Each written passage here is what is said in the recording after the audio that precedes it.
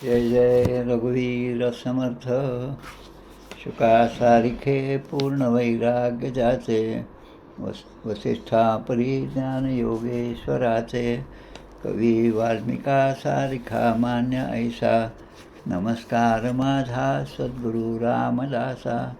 श्रीराम मला वाटते अंतरी त्वा वसावे, तुझ्या दासबोधासी त्वा बोध व्हावे. अपत्यापरी पाववी प्रेमग्रासा, महाराज या सद्गुरु रामदासा. जय जय रघुवीर समर्थ. शांताकारं भुजगशयनं पद्मनाभं सुरेशं, विश्वाधारं गगनसदृशं मेघवर्णं शुभांगं. लक्ष्मीकान्तं कमलनयनं योगिभिर्ध्यानगम्यं, वन्दे विष्णुं भवभयहरं सर्वलोकैकनाथं. यं ब्रह्मा वरुणेन्द्र रुद्रमरुतस्तुन्वन्ति दिव्यैस्तवै, वेदैः साङ्गपदक्रमोपनिषदैर्गायन्ति यं सामगाः. ध्यानावस्थिततद्गतेन मनसा पश्यन्ति यं योगिनो, यस्यान्तं न विदुस्सुरासुरगणा. देवाय तस्मै नमः. सर्वोपनिषदो गावो दुग्धा गोपालनन्दनः, पार्थो वत्स सुधीर्भोक्ता दुग्धं गीतामृतं महत्. गोपाल कृष्ण भगवान की जय. जय जय रघुवीर समर्थ. श्रीराम जय राम जय जय राम. केनोपनिषद शांतिपाठ. ओम आप्यायन्तु ममंगानि वाक्प्राणश्चक्षुश्रोत्रम् अथो बलम् इंद्रियाणि च सर्वाणि. सर्वं ब्रह्मोपनिषदं माहं ब्रह्म निराकुर्यां मा ब्रह्म निराकरोत्. अनिराकारणमेस्तु तदात्मनि निरते यः उपनिषत्सु धर्मास्ते ते मयि सन्तु. ओम शांती शांती शांती. आज केनोपनिषदाच्या चतुर्थ खंडाला आपल्याला सुरुवात करायची. आजचा दिवस म्हणजे वैशाख वद्य प्रतिपदा किंवा द्वितीया या दोन्ही तिथींचा देवर्षी नारद जयंती साजरी केली जाते.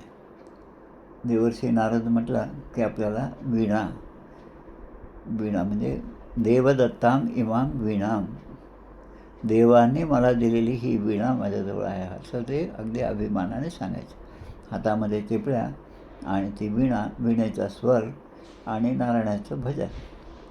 ब्रह्मदेवांच्या मानसपुत्रांपैकी एक असणारे नारद, देवर्षी नारद, मरीची, अत्री, अंगिरस, पुलत्स्य, पुलह, कृतू, वसिष्ठ, भृगु, दक्ष, नारद आणि त्याचप्रमाणे सनकादी ऋषी, सनक, सनंदन, सनातन, सनत ऋषी हे ब्रह्मदेवाचे मानसपुत्र त्यापैकी एक असणारे नारद आहेत. या नारद महर्षींनी हे विष्णूंचे परमभक्त होते म्हणजे आहेत, विष्णूंचे परमभक्त आहेत. आजही ते आहेतच, नारद आहेतच विष्णूचे परमभक्त असणारे नारद. आता नारद शब्दाचा अर्थ नारन ददाती सह नारदः, की या तिन्ही लोकांमध्ये आपल्याला तारून नेणारे ते नारद, तिन्ही लोकात मुक्त संचार करणारे ते नारद. एका हातात वीणा आणि एका हातात चिपळ्या असं ते त्यांचं स्वरूप आहे. आणि कीर्तन कलेचं सगळं श्रेय श्री देवर्षी नारदांना जातं.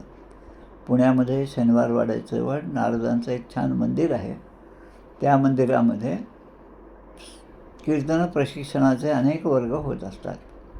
अनेक वेळा त्या ठिकाणी जाण्याचा योगसुद्धा आला. पुण्यामध्ये गेल्यानंतर कीर्तन कलेचे पूर्ण श्रेय हे नारदांना द्यावं लागतं. आता कीर्तन म्हटलं की आपल्याला आठवण होते ती श्री संत वेणास्वामींची, म्हणजे आपल्या मिरज येथील मठ कौस्तुभ महाराजांचा. वेणास्वामी जशा कीर्तन कलेमध्ये पारंगत होत्या आणि शेवटी कीर्तन करतानाच चैत्रवद्य चतुर्दशीला त्यांनी देह ठेवला, तोही समर्थांच्या चरणी. त्यांना अनुसरून कौस्तुभ महाराजांनी त्या ठिकाणी कीर्तन प्रशिक्षण केंद्र किंवा एक वर्ग, एक महाविद्यालय सुरू केलेलं आहे. आता हे नारद एकच अशी देवता आहे की ज्या ठिकाणी देव, ऋषी असो किंवा राक्षस असो, म्हणजे कोणत्याही प्रवृत्तीचा समोरचा माणूस असो, त्याने प्रत्येकानेच नारदांचं सहर्ष स्वागत केलेलं आहे. अगदी रावणाचा दरबार असो किंवा तुमच्या कंसाचा दरबार असो. कंसाच्या दरबारचे अनेक उदाहरणं आपल्याला माहिती आहेत. श्रीमद्भागवतामध्ये ते येतात. श्रीमद्भागवतामध्ये जे पद्मपुराणांतर्गत जे महात्म्य सांगितलं आहे उत्तरखंडामधलं, त्यामध्ये सुद्धा नारदांचं खूप छान आख्यान आहे. त्याची सुरुवातच श्रीमद्भागवताच्या महात्म्याची सुरुवातच जी आहे पहिल्या अध्यायामध्ये देवर्षी नारदांची भक्तीशी भेट, अशीच ती सुरुवात आहे. देवर्षी नारदांची भक्तीशी भेट. भक्तीची भेट कशी झाली आणि नारदांचा तिच्याशी जो संवाद आहे तो या ठिकाणी दिलेला आहे. आणि नंतर यमुना तीरावर ही जी भक्तीची भेट झाली, तरुण भक्ती होती आणि तिचे 2 वृद्ध पुत्र ज्ञान आणि वैराग्य. भक्तीची स्थापना मी घरोघरी करेन आणि तुझ्या ह्या दोन्ही पुत्रांना जे आता ज्ञान वैराग्य हे जे जीर्ण जर्जर झालेले आहेत त्यांना पुन्हा चांगल्या प्रकारे स्थापित करीन अशी त्यांनी त्या ठिकाणी प्रतिज्ञा केली. आणि त्याप्रमाणे श्रीमद्भागवतामध्ये अनेक ठिकाणी नारदांचे संदर्भ दिलेले आहेत. त्याचप्रमाणे पहिल्या स्कंधामध्ये 5व्या अध्यायामध्ये आणि 6व्या अध्यायामध्ये नारदांचं पूर्वचरित्रसुद्धा दिलं आहे. उपबर्हण नावाचे गंधर्व होते ते दिले आहे. आणि त्यानंतर उरलेला भाग जो आहे तो 6व्या अध्यायामध्ये दिलेला आहे. ही सगळ्या या नारद जयंतीच्या निमित्ताने त्यांच्या चरणी साष्टांग वंदन करून आपण आपल्या मुख्य उपनिषदाकडे वळूया. आता आजचा जो आहे तो या उपनिषदातला 4था खंड आहे. पहिले 3 खंड आपण पाहिले.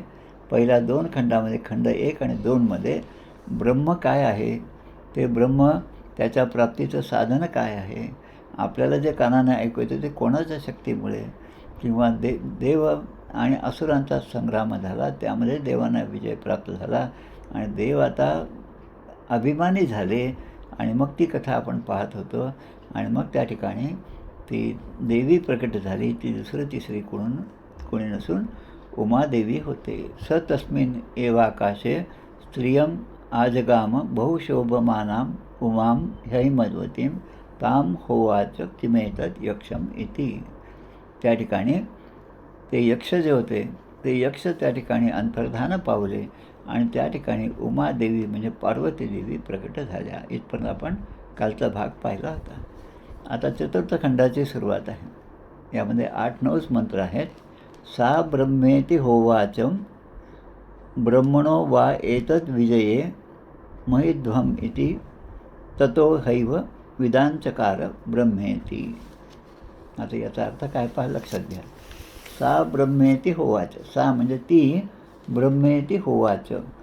ह उवाच म्हणजे तिने स्पष्टपणे उत्तर दिलं. कारण याने प्रश्न विचारला कोणी इंद्राने की तू कोण आहेस, मग आता या ठिकाणी जे होतं ते कोण होतं असे प्रश्न विचारल्यावर ही देवी पार्वती जी आहेत, उमादेवी जी आहेत, ती स्पष्टपणे उत्तर देते की जे या ठिकाणी होते आणि आता अंतर्धान पावलेले आहे ते दुसरं तिसरं कोणी नसून परब्रह्म परमात्माच आहे. त्या परमात्म्याने तुमच्यापैकी जे 3 जण या ठिकाणी आले होते त्या परब्रह्माची चौकशी करण्यासाठी देवतांनी ज्यांना नियुक्त केले होते ते अग्नी, वायू आणि इंद्र या 3घांनाही हे श्रेष्ठ आहेत. पण त्यांच्या ठिकाणचा अहंकार जो आहे तो घालवण्यासाठी ही सगळी लीला केलेली आहे आणि ते प्रत्यक्ष परब्रह्म परमात्माच होते. ब्रह्मणः वै.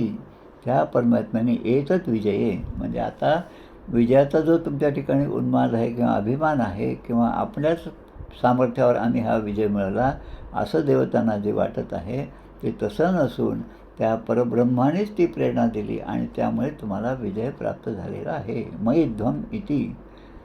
त्यामुळे तुम्ही स्वतः समजायला लागले की तो पराक्रम जो आहे तो आमचा स्वतःचा आहे. पण निश्चयपूर्वक असं जेव्हा त्या उमादेवीने सांगितलं विदांचकार म्हणजे इंद्राला आता लक्षात आलं की या ठिकाणी जो उभा होता, जो यक्ष होता, ते यक्ष म्हणजे दुसरं तिसरं कोणी नाही तर ते परब्रह्मच आहेत. म्हणजे मिथ्या अभिमान जो आहे माणसाच्या ठिकाणी तो घालवण्यासाठी हे 3 या ठिकाणी प्रातिनिधिक स्वरूपामध्ये देवतांचे प्रतिनिधी म्हणल्यासारखं अग्नी, वायू आणि आता इंद्र असे 3 जण त्या ठिकाणी प्रगट झाले. पण त्या यक्षाचा बद्दलची कुठलीच माहिती ते जाऊन देवतांना सांगू शकले नाही. जे पहिले दोन होते अग्नी आणि वायू, यांनी मात्र आपलं काम केलं. तिथपर्यंत आले, त्यांनी दर्शन घेतलं, त्यांना यक्ष दिसलेसुद्धा, डोळ्याने दिसले, पण त्यांची माहिती ते काढू शकले नाहीत, कारण त्यांच्या ठिकाणी गर्व होता, अभिमान होता.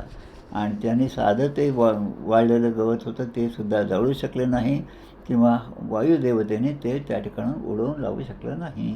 ही गोष्ट आपण पाहिली.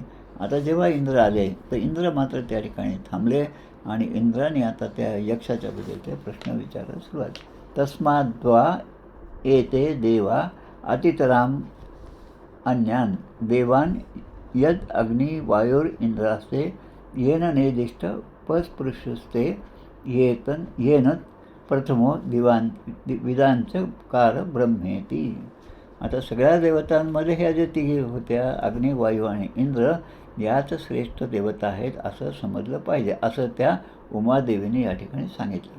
कारण आपल्या डोळ्यांनी का असेना त्या तिघांनी या ठिकाणी त्या यक्षाचा म्हणजे परब्रह्म परमेश्वरांना स्पर्श केलेला आहे डोळ्यांनी.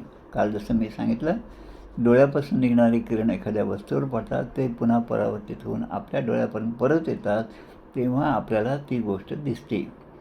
पण मध्ये काही अडचण असेल तर पलीकडची वस्तू आपल्याला दिसत नाही, कारण ती वस्तूपर्यंत आपले डोळ्याचे किरण तिथपर्यंत पोहोचत नाही.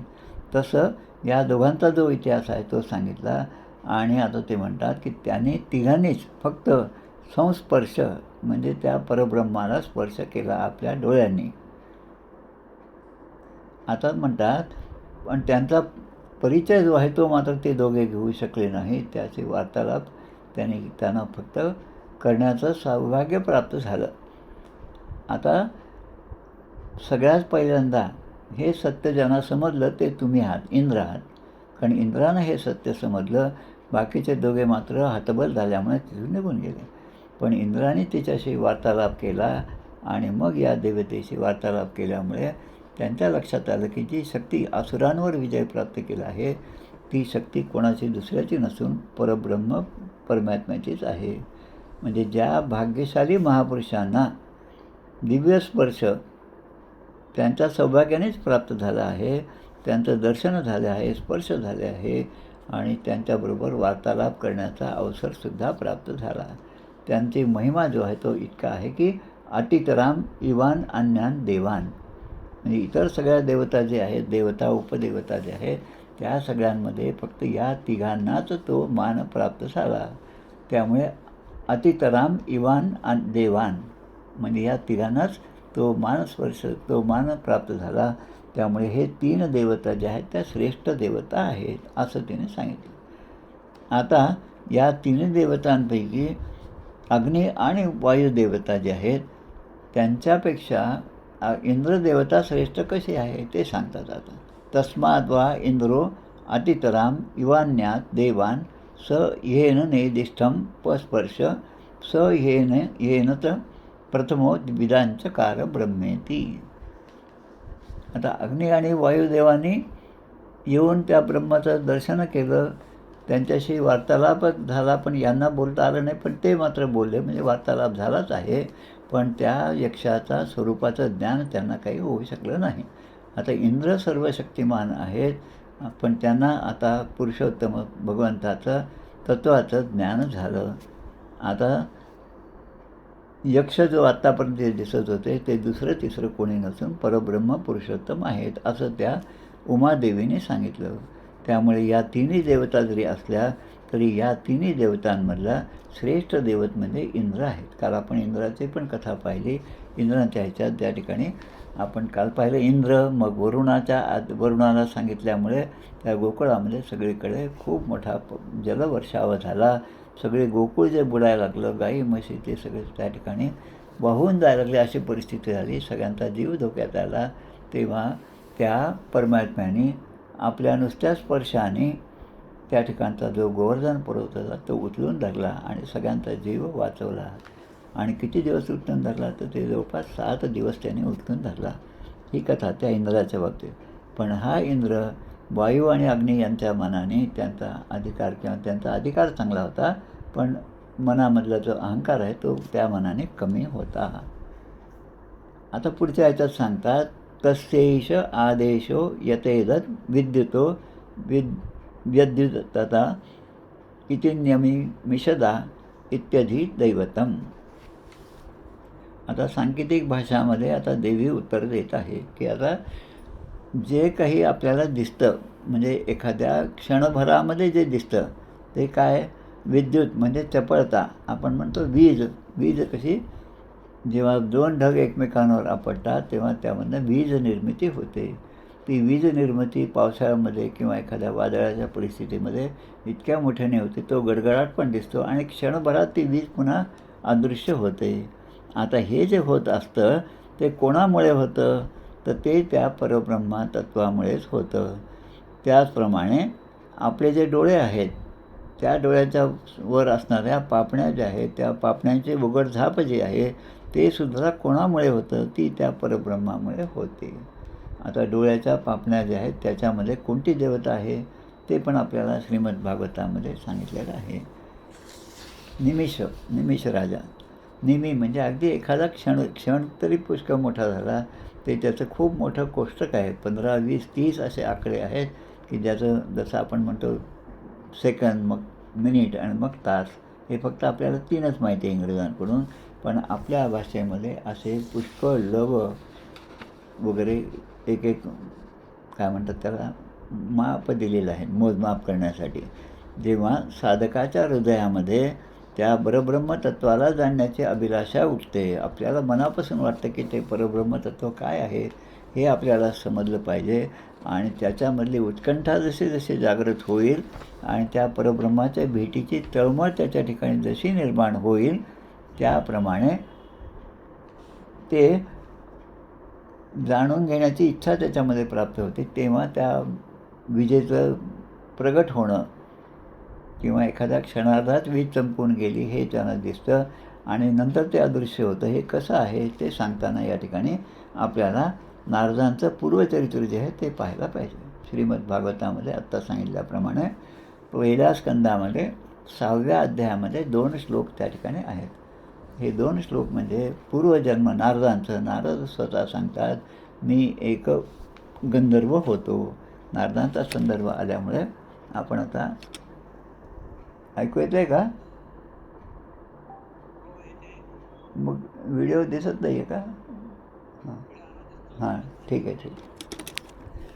नारदांचा संदर्भ आल्यामुळे श्रीमद भागवतामधले हे 2 श्लोक आपण या ठिकाणी मुद्दाम पाहूया. रूपम भगवतो यन्मनः कांतं शुचापहम अपश्यन् सहस्तोतस्थे वैक्लव्यादुर्मना इव दिदुक्षुर तदहं भूयः प्रणिधाय मनोहृदि वीक्षमाणोऽपि नापश्यन् अवितृप्त इवातुरः. भगवंता नारदांच्या समोर प्रगट झाले, पूर्वजन्मामध्ये नारदांचं सांगितलेलं आहे आणि ते त्यांना आठवलं आणि नारद त्या ठिकाणी स्वतः सांगतात की मला ते भगवंताचं स्वरूप माझ्यासमोर प्रगट झालेलं मी पाहिलं, ज्याचं ध्यान मी अखंडपणे करत होतो. म्हणजे साधकाने अखंडपणे आपल्या जी ध्येयमूर्ती आहे त्याचं ध्यान आपल्या अंतरंगामध्ये अखंडपणे केलं पाहिजे. आता ती जी मूर्ती आपल्या मनामध्ये जी आहे, आपल्या डोळ्यापुढे जी आहे, ती त्या ठिकाणून अदृश्य झाल्याबरोबर परमव्याकुळता त्याच्या ठिकाणी तयार झाली पाहिजे.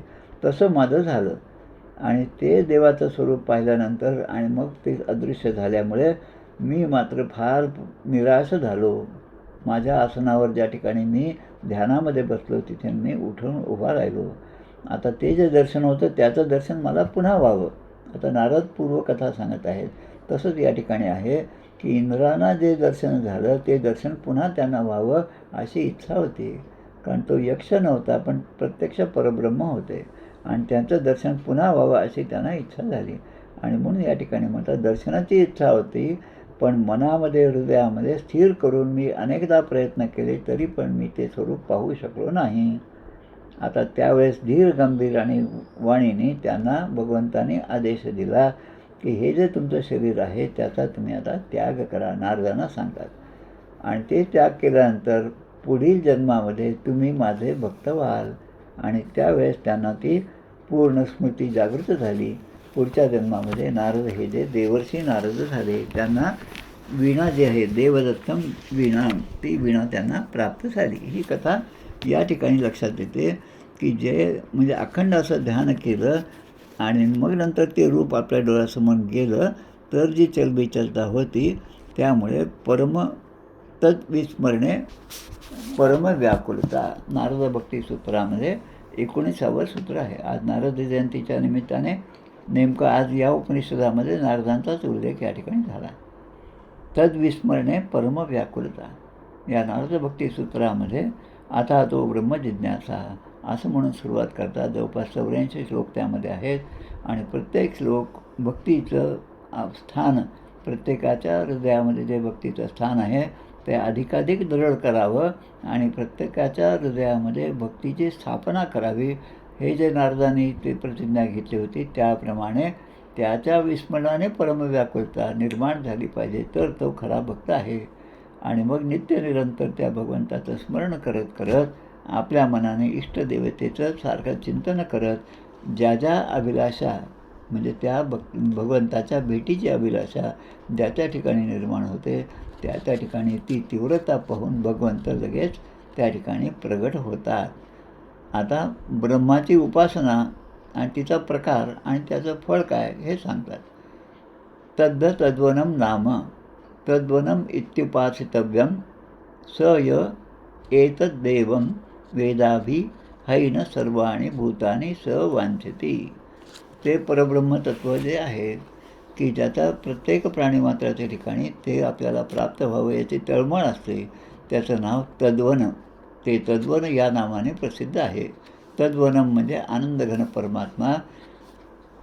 प्राणीमात्राच्या ठिकाणी अभिलाषेचा जेव्हा विषय होतो आणि तो सगळ्यांना प्रिय असा आहे आणि त्या भावनेने जे त्याची उपासना करतात, सहा यह म्हणजे तो जो साधक आहे तो त्या परब्रह्माला प्राप्त करून घेतो. कसा?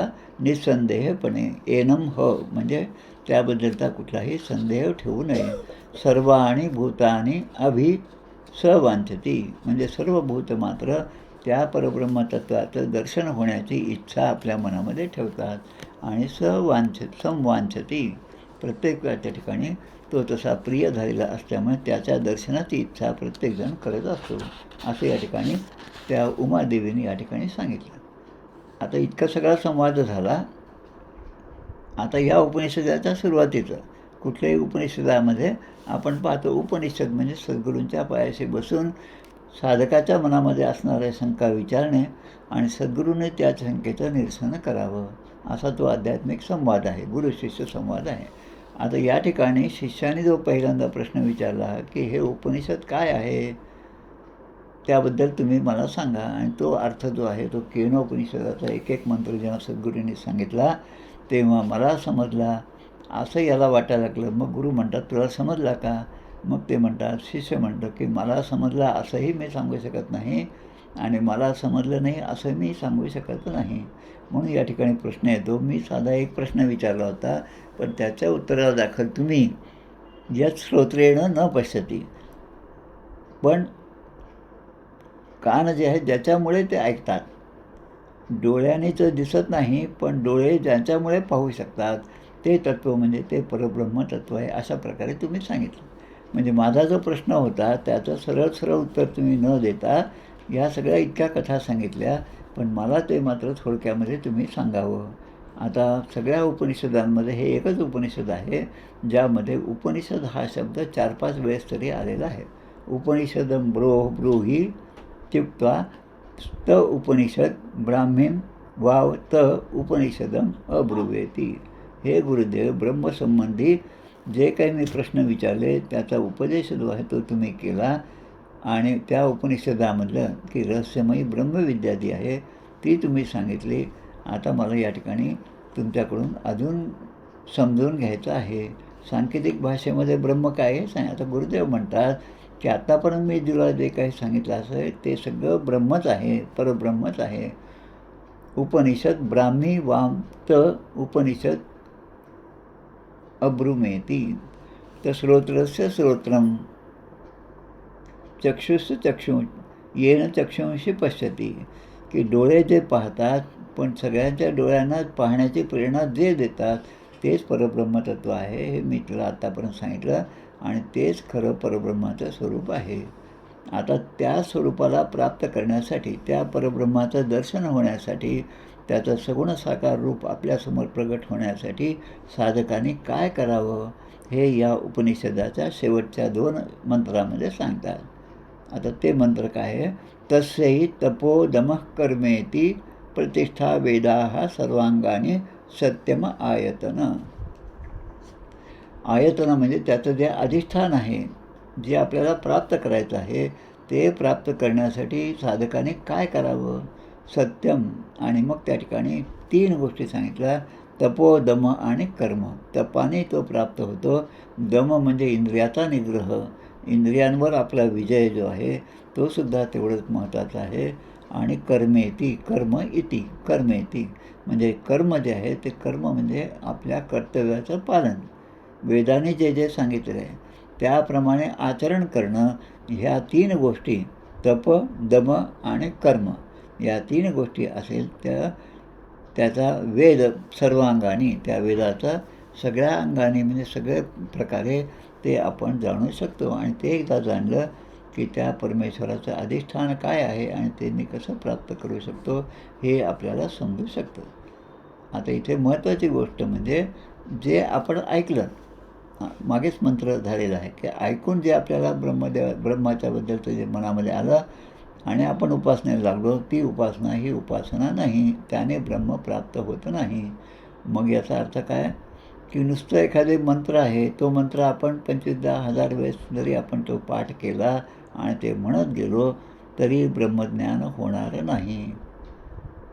तो ब्रह्मविद्येचा उपहासच ठरेल आणि माणूस आपल्याला स्वतःला धोका देत आहे असं होतं. म्हणजे कोणी पाहिल्यांदा असं वाटतं, अरे वा केवढा ब्रह्मनिष्ठ आहे, पूजापाठ केल्याशिवाय तोंडात पाणीसुद्धा घेत नाही. हे इथपर्यंत दिसायला खूप छान आहे, पण त्यानंतर त्या पूजेच्या अर्ध्या तासानंतर 23.5 तासामध्ये त्याचं आचरण जे आहे ते त्या परब्रह्मतत्वाला जाणण्यासाठी किती अनुकूल आहे आणि किती प्रतिकूल आहे हे फार महत्त्वाचं आहे. दम, तप आणि कर्म या 3 साधनांवर या ठिकाणी भर दिला आहे. आता तप आहे, ध्रुव बाळाचं आख्यान लक्षात घ्या. त्यांनी जे तप केलं आणि त्या ठिकाणी राहून अगदी मोजक्या 5-6 महिन्यामध्ये परब्रह्मतत्वाला प्राप्त केलं. आता त्यांनासुद्धा आशीर्वाद नारदाचाच होता. भक्त प्रल्हाद जे आहे त्या प्रल्हादालासुद्धा आशीर्वाद नारदांचाच होता, हे लक्षात घ्या. ज्यांनी परब्रह्मतत्वाला प्राप्त केलं आहे, त्याचा साक्षात्कार केला आहे, त्यांचे सद्गुरू हे नारदच आहेत. आणि त्या वेळेस त्यांना ती ब्रह्मविद्या त्यांच्या ठिकाणी स्थिर झालेली आहे. आता जो साधक साधन संपत्तीची रक्षा, वृद्धी आणि स्वधर्म पालन म्हणजे 3 गोष्टी. साधन संपत्तीची रक्षा म्हणजे त्याचं रक्षण करणं. साधन संपत्ती म्हणजे आपल्याला जे साधन दिलेलं आहे ती साधन खरी संपत्ती आहे, पण जी आपण दुसऱ्या संपत्तीची रक्षा करतो, त्याला जपून ठेवतो, ते काही योग्य नाही. पण ते आपलं साधन नियमाने आपलं चाललं पाहिजे. जे साधन जे जप मी ठरवलेलं आहे तो नित्यनियमाने मी केला पाहिजे. आता त्याची वृद्धी झाली पाहिजे आणि स्वधर्म पालन झालं पाहिजे. आता हे सगळं करण्यामध्ये जे कष्ट आहेत ते कष्ट स्वीकारण्याची ज्याची तयारी नाही, किंवा जो मन आणि इंद्रियांना स्वतःच्या ताब्यामध्ये ठेवत नाही, म्हणजे एकीकडे हे सगळं करतो पण त्याचं मन दुसरीकडे भरकटत असेल, पूर्वीसारखं ते 4 ठिकाणी फिरून येत असेल पूजा करताना, तर ते म्हणतात. आणि तिसरं जे आहे तो निष्काम भावाने अनासक्त होऊन, महत्त्वाचं आहे, निष्काम भावाने अनासक्त होऊन. आता निष्काम म्हणजे त्याच्या विरुद्ध सकाम. आता सकाम जे आहे त्यामध्ये मात्र धोका आहे. एखादी कामना मनात ठेवून आपण जर काही केलं तर ते मात्र त्या परब्रह्मापर्यंत पोचणार नाही. आपल्याला वाटतं की आपण उपासना केली, आपल्याला वाटतं की आपण जप केला, पण त्याचा मुळामध्ये उद्देश जो आहे, जनांचा लालची स्वभाव आरंभीच म्हणती देव, म्हणजे मला काही देव ऐशी वासना, मला काहीतरी प्राप्त व्हावं यासाठी मी केलं. 6 महिन्यापर्यंत स्तोत्र वाचलं तर पुत्रप्राप्ती होईल, लग्न जुळत नसेल तर मुलीचं लग्न होईल. हे सगळं जे आहे त्या आपण म्हणतो त्याला काय म्हणतात, फलश्रुती. ही फलश्रुती सांगितली ती एवढ्यासाठीच आहे की त्या फलश्रुतीमुळे तरी ते स्तोत्र आपण वाचायला घेऊ. लहान मुलं शाळेत जातात आणि त्यांनी जावं म्हणून आई त्यांना चांगला डब्बा करून देते. आता लहान मुलांना जेव्हा लहान असतात तेव्हा त्या शाळेपेक्षा त्या डब्यात काय दिलं याच्याचं आकर्षण जास्त असतं. आणि एकदा ते शाळेत जाण्याची सवय झाली की मग तोच मुलगा मोठा झाल्यावर म्हणतो की अगं मी एवढ्या कामात होतो की तू दिलेला डब्बा मला खायलासुद्धा वेळ नाही. म्हणजे अशा प्रकारे फलश्रुती जी आहे ते फलश्रुती साधकांना आपल्याकडे आकर्षण करण्यासाठी आहे. पण आपण ती फलश्रुतीमध्येच अडकून बसलो. मी इतके दिवस झालं हे केलं पण मला त्याची फलश्रुती अजूनही प्राप्त झालं नाही. जप होता 13 कोटी प्रत्यक्ष भेटेल जगजेठी. समर्थाने सांगितलं आहे 13 कोटी जप झाला की भगवंताचं दर्शन होईल.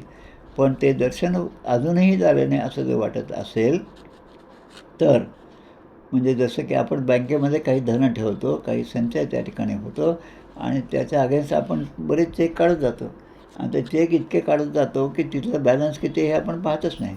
आणि मग ते बॅलन्स न पाहिल्यामुळे माझ्या मुलाला नोकरी लागू दे, त्याचं चांगल्या ठिकाणी पोस्टिंग होऊ दे, मुलीचं असं होऊ दे, घराचं असं होऊ दे, असं सगळं म्हणत म्हणत आपण सगळं पुण्यकर्म करत असू तर ते पुण्यकर्म हळूहळू पुण्य म्हणून नाही पण ते हळूहळू त्याचा साठा कमीच होणार आहे. म्हणून निष्काम भावाने आणि अनासक्त होऊन म्हणजे त्यामध्ये आसक्त न होता आमचे गोंदवलेकर महाराज असं म्हणतात यश दे वा दे न दे तुझी सत्ता. मला यश मिळो किंवा न मिळो पण तुझं नाम मात्र मी सोडणार नाही. असा जर त्याच्या ठिकाणी दृढ विश्वास असेल आणि अशा ठिकाणी त्याने जर कर्म केलं अनुष्ठान केलं तर त्याला ब्रह्मविद्येची प्राप्ती होण्याची जास्तीत जास्त शक्यता असते. म्हणून वेदांच्या सगळ्या अंगासहित अध्ययन केलं पाहिजे. आणि ते सत्यस्वरूप जे आहे ते त्रिकालाबाधित आहे. सच्चिदानंद घन परमेश्वराचं ते स्वरूप आहे आणि ते प्राप्त होण्यासाठी माझा जास्तीत जास्त काळ त्यासाठी गेला पाहिजे. पण प्रपंचाचं आकर्षण जर असेल तर या ठिकाणी दम हे सांगितलं. दम म्हणजे ते आकर्षण प्रपंचाचं हळूहळू कमी झालं पाहिजे. ती त्याची प्रचिती आहे. आपल्या कर्माने, आपल्या उपासनेने, आपल्या दमाने आपण हळूहळू भगवंताजवळ जात आहोत की नाही. आमचे सुनील दादा नेहमी सांगायचं ते वाक्य मला फार आवडतं. निअरर दी चर्च फार्दर दी क्राइस्ट. चर्चच्या जितक्या जवळ असो तितका तो क्राइस्टपासून येशू ख्रिस्तापासून दूर असतो. म्हणजे दिसायला तो सगळ्यांसाठी त्या ठिकाणी आहे असं दिसतं पण तो त्याच्यापासून कोणताच गुण घेत नाही. तो मात्र मनाने बाहेरच असतो. मग त्याला असे परब्रह्माची प्राप्ती कशी होईल. आणि म्हणून सदा अनुसंधान जे आहे ते अनुसंधान आपलं टिकलं पाहिजे आणि ते जसं जसं टिकेल तसं तसं आपल्याला त्या परब्रह्माची प्राप्ती होणार आहे. आता आपल्या मनाच्या श्लोकामध्ये एक श्लोक येतो पहा 133. हरिभक्त विरक्त विज्ञान राशी जेणे मानसी स्थापिले निश्चयासी तया दर्शने स्पर्शने पुण्य जोडे तया भाषणे नष्ट संदेह मोडे. 133वा श्लोक आहे.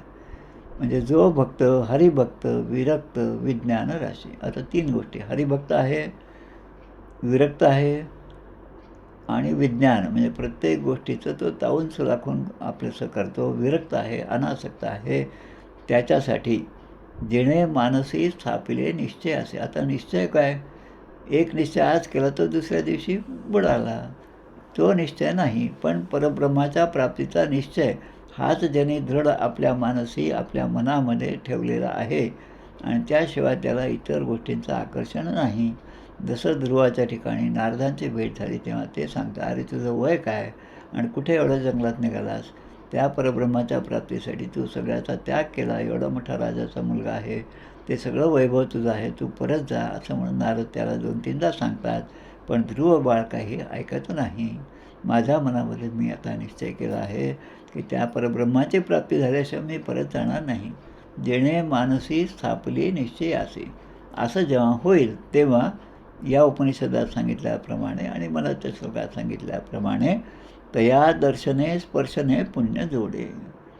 सद्गुरूंनी सांगितल्याप्रमाणे ध्यानामध्ये ध्रुवबाळ त्या ठिकाणी बसलेले आहेत आणि होता होता 1 महिना 2 महिना 3 महिना 5 महिने झाले मनामध्ये जे भगवंताचं रूप होतं ते रूप असं स्थिर झालं की आता ते रूप त्या ठिकाणी सदा सर्व काळ प्रगटच आहे. पण झालं असं की आपला भक्त एवढा कष्ट सहन करत आहे, हे पाहून भगवंताने, म्हणजे यांना देवाचं दर्शन घ्यायचं होतं, पण भगवंताला आपल्या भक्ताचं दर्शन घ्यायचं होतं, म्हणून ते भक्त त्या ठिकाणी प्रगट झाले. जसं या ठिकाणी यक्ष जे आहे ते अंतर्धान पावले, आणि ते यक्ष म्हणजे दुसरं तिसरं कोण, परब्रह्म परमेश्वरच आहे. आणि त्यांच्या सांगण्याप्रमाणे या ठिकाणी उमादेवी त्या ठिकाणी आल्या आणि इंद्रांना हे सगळं ज्ञान करून दिलं. तया दर्शने स्पर्शने पुण्य जोडे.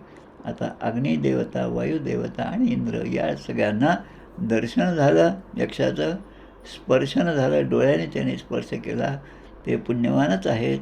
इतर देवतांपेक्षा हे तिघे श्रेष्ठ आहेत, आणि या तिघांमध्येही इंद्र श्रेष्ठ आहे. आणि मग त्याचं काय होईल, तया भाषणे नष्ट संदेह मोडे. त्या परब्रह्मतत्वाच्याबद्दलचा असणारा जो संदेह होता तो निश्चितपणे मोडून जाणार आहे. आता या ठिकाणी एक शेवटचा मंत्र या ठिकाणी येतो. यो वा एताम एव वेदा अपहत्य पापानम अनंते स्वर्गे लोके जे ये प्रतिष्ठिती. आता अपहत्य म्हणजे नष्ट करणं. काय नष्ट करणं? वेदा अपहत्य पापमानम अनंते स्वर्गे जे ये प्रतिष्ठिती. म्हणजे त्या स्वर्गामध्ये यांची प्रतिष्ठापना होती, त्या स्वर्गाची यांना प्राप्त होती. साधारणपणे स्वर्गलोक जो आहे तो कसा आहे की त्या ठिकाणी फक्त उपभोग घेणे आणि क्षीणे पुण्य मर्त्यलोकम विशंती, ते पुन्हा या ठिकाणी जन्म घेतात, ज्यांना स्वर्ग प्राप्त होतो. आता असा एकच स्वर्ग नाही, पण यामध्ये दिल्याप्रमाणे अनंते स्वर्गे लोके, सप्तमी विभक्ती, अनंते स्वर्गे लोके, अनंत अशा स्वर्गाच्या ठिकाणी स्वर्गलोकामध्ये त्यांना त्या ठिकाणी प्रवेश मिळतो. कोण? यो वा एताम एव वेद, जे वेद सगळं जाणतात त्यांना, कारण ते त्या ठिकाणी प्रतिष्ठित होतात, सर्वश्रेष्ठ असल्यामुळे त्या परमधामामध्ये जाऊन ते स्थिर होतात.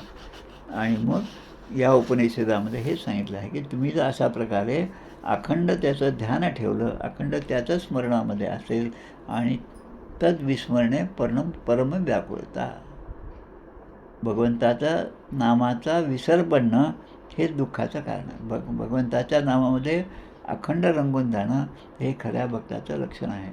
आणि असा जो भक्त असेल त्याच्यासाठी मी कर्तळी आवळा तैसा हरी, इतक्या स्पष्टपणे मी त्याच्याजवळच असतो, पण त्याला त्याच्या पूर्वकर्मानुसार काही दोष असतील तर ते दोष त्या उपासनेने, त्या दमाने किंवा त्या तपाने ते जेव्हा नष्ट होतील, कारण इथं तेच दिलेलं आहे की पापमानम अनंते, अपहत्य पापमानम, म्हणजे आत्तापर्यंत जे काही पाप असेल, समस्त पाप असेल, ते नष्ट झाल्यावर त्या अविनाशी आणि असीम अशा भगवंताची त्याला सहजपणाने प्राप्त होते. आणि एकच स्वर्ग नाही, ते तंभुक्त्वा स्वर्गलोकम विशंती, तसं नाही, पण तद्धामम परमम मम, तो माझ्या धामाला येऊन मिळेल. आणि ते धाम कसं की अनंते स्वर्गे लोके, अनंत अशा स्वर्गलोकाला तो प्राप्त होईल. असं म्हणत या ठिकाणी चतुर्थ खंड हा समाप्त होत आहे. सामवेदातील केनोपनिषद याच्यातला हा भाग होता. 34 मंत्र असणारं हे केनोपनिषद आहे. आणि प्रत्येक उपनिषदाला जसं सुरुवातीला शांतिपाठ असतो तसं पुन्हा शेवटीसुद्धा शांतिपाठ म्हणण्याचा प्रघात आहे. म्हणतो शांतिपाठ पुन्हा आपण म्हणूया. ओम आप्यायन्तु ममांगानी वाक् प्राणश्च चक्षुः श्रोत्रम अथो बलम इंद्रियाणि च सर्वाणि सर्वं ब्रह्मोपनिषदं माहं ब्रह्म निराकुर्या मामा ब्रह्म निराकुरोत्. अनिराकारणमेस्त्वं अनिकारणमेस्तु तदात्मनि निरतेय उपनिषत्सु धर्मास्ते मयी संतु ते मयी संतु.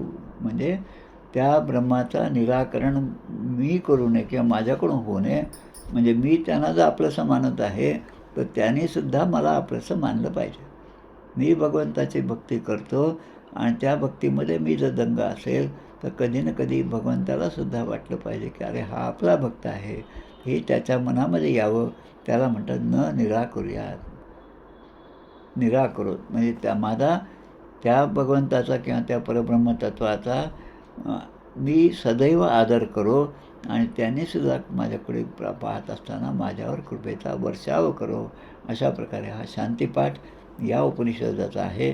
आणि हे करताना उपनिषद सुधर्म असते, त्या धर्माप्रमाणे वागल्यानंतर मयी संतु ते मयी संतु, म्हणजे ते परब्रह्म परमेश्वर माझ्या ठिकाणी माझ्या अंतरंगामध्ये प्रगट हो, अशी अपेक्षा या ठिकाणी या शांतिपाठामध्ये केलेली आहे. अशा प्रकारे हे केनोपनिषद जो आहे त्याचा आपण विचार केला. या सगळ्या उपनिषदांमध्ये उपनिषदांचा अभ्यास केल्यानंतर ग्रंथराज दासबोध वाचताना, मनाचे श्लोक वाचताना, आत्माराम वाचताना असं आपण कुठेतरी उपनिषदामध्ये वाचलं होतं असं मनात आल्याबरोबर ते उपनिषद काढून पाहावं आणि त्याचं आपण एकदा पुन्हा खात्री करून घ्यावी. आणि समर्थ जे म्हणतात, उपनिषदे आणि वेदांत श्रुती आणि मुख्य आत्मप्रचिती शास्त्रे सहित.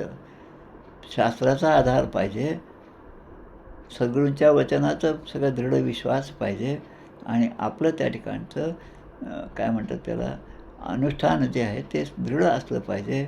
हे सगळं असेल तेव्हा त्या परब्रह्मतत्वाचं स्वरूप जाणणं हे प्रत्येकाला शक्य होतं. आणि तुम्ही तर शेळ्या मेंढ्याचं जीवन जगत आहात, विवेकानंद म्हणतात. प्रत्यक्ष तुम्ही भगवंताचं अमृत, ते अमृत जे आहे ते अमृताचे पुत्र आहात तुम्ही आणि शेळ्या मेंढ्याचे जीवन जगत असं करू नका. त्या परब्रह्माला प्राप्त करणं यासाठीच हा नरदेह तुम्हाला प्राप्त झाला आहे आणि तेच तुमच्या जीवनाचं उद्दिष्ट आहे. आता हे सगळ्या संतांनी हे उद्दिष्ट सांभाळलं आणि त्या परब्रह्मतत्वाचं दर्शन त्यांनी घेतलं आणि ज्यांना ज्यांना दर्शन झालं त्यांच्यावर विश्वास ठेवून त्यांच्या सांगण्याप्रमाणे आपण मार्गक्रमण करणं हे साधक म्हणून, हे शिष्य म्हणून आपल्या सगळ्यांचं कर्तव्य आहे. आणि ते जसं जसं आपण करत जाऊ तसं तसं जीवनामध्ये सुख असो किंवा दुःख असो, प्रसंग असो बरेचसा, परंतु नाम सोडू नये असा विश्वास ठेवून आपण या ठिकाणी थांबूया. गोपाल कृष्ण भगवान की जय. जय जय रघुवीर समर्थ. श्रीराम जय राम, जय जय राम.